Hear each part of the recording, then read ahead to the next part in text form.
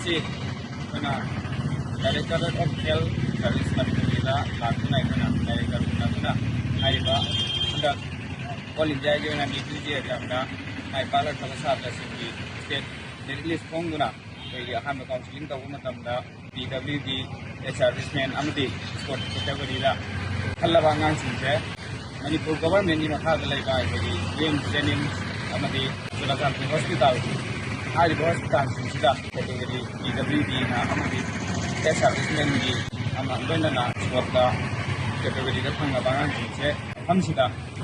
admission gi kongchaba se phangdaba haide koi sijo hospital ke private institution lam oreba haide institution ka piramba asina mara porega haide satra singina ke mamang ko gas media bank ke na ko le noina kona sila kana haide resi haide satra singsi disable oreba awa ba ke face oreba nanguni haide singa sina government gi Singka, san fan ka na maram orega paisa fee structure da government gi norm na kunina bagi government gi